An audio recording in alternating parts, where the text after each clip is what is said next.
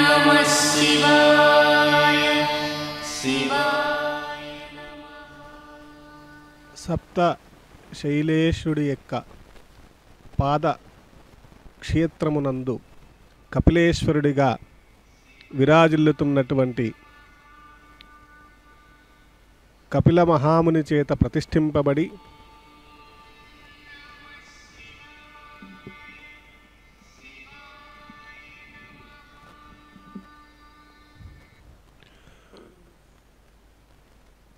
సాక్షాత్తు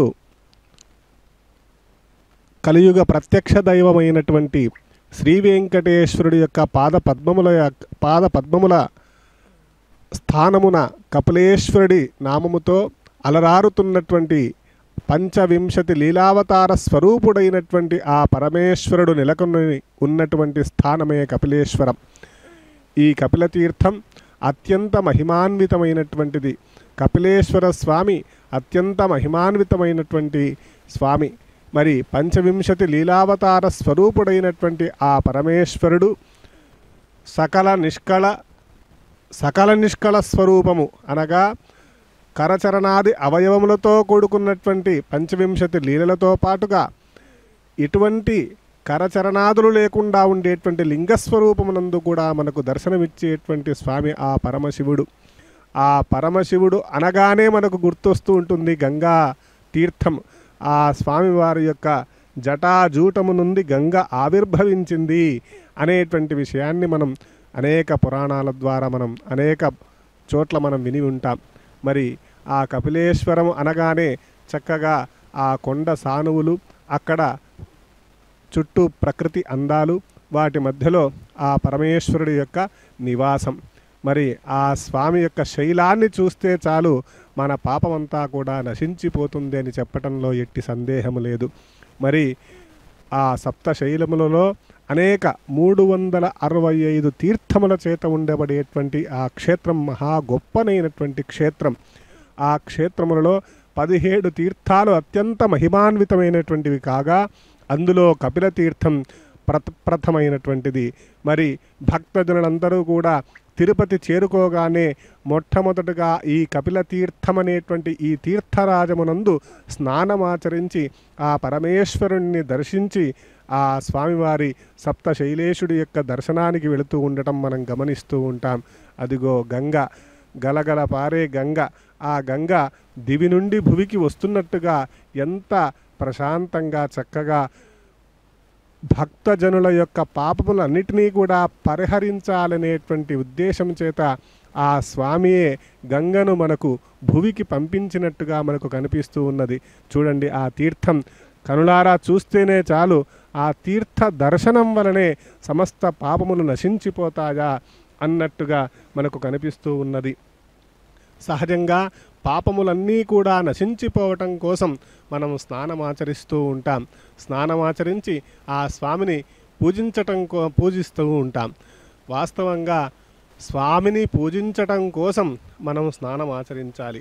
మరి సముద్ర స్నానం, నదీ స్నానం, అలాగే తటాక స్నానం, పుష్కరిణీ స్నానం, వాపీ స్నానం, కూప స్నానం, భాండ స్నానం అని ఇలా అనేక రకాలైనటువంటి స్నానాలున్నాయి.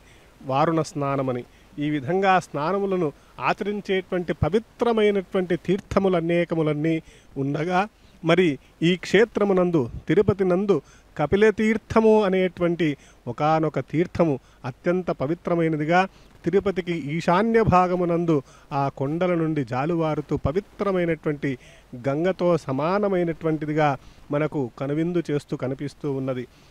నదీదేవ నిఖాతేషు తటాకేషు సరస్సు చ స్నానం సమాచరే నిత్యం గర్త ప్రసవణేషు చ అని మనకు నదీ తీరంలో కానీ నది యందు కానీ తటాకముల యందు కానీ సరస్సుల యందు కానీ స్నానమాచరించమని శాస్త్రాలు ఘోషిస్తూ ఉన్నాయి. మరి ఈ కపిల తీర్థం అనేది అత్యంత పవిత్రమైనటువంటి తీర్థం కనుక ఈ తీర్థమునందు స్నానమాచరించటం వలన సమస్త పాపములన్నీ కూడా నశించిపోతాయని చెప్పటంలో ఎట్టి సందేహము లేదు. మరి ఈ కపిలేశ్వరుడి యొక్క సన్నిధానంలో ఉండేటువంటి ఈ తీర్థం అత్యంత పవిత్రమైనటువంటిది కాగా ఈ స్నానం వలన సమస్తమైనటువంటి పాపములు నశించటమే కాకుండా సమస్తమైనటువంటి పుణ్యములన్నీ కూడా కలుగుతాయని చెప్పటం మనం ఎంతగానో మనం తప్పనిసరిగా చెప్పుకోవాల్సినటువంటి మాట. మరి ఆ పరమేశ్వరుడు కామాక్షి సమేతుడై అలరారుతూ మనకు చక్కగా కనులకు వింపుగా ఆ స్వామి దర్శనమిస్తూ ఉన్నారు. ఆ స్వామివారి యొక్క పాదపద్మాలని అలాగే చూడండి ఎంతటి వైభవంగా వెలుగొందుతూ ఉన్నారు. అనేకమైనటువంటి రత్న ఆభరణముల చేత స్వామివారు వెలుగొందుతూ ఉన్నారు. సోమవారం వేళ ప్రదోషకాలంలో స్వామిని దర్శించినట్టయితే మనకు 7 జన్మలలో చేసినటువంటి పాపములన్నీ కూడా నశించిపోతాయి అని చెప్పి మనకు ఆగమశాస్త్రం చెబుతూ ఉన్నది.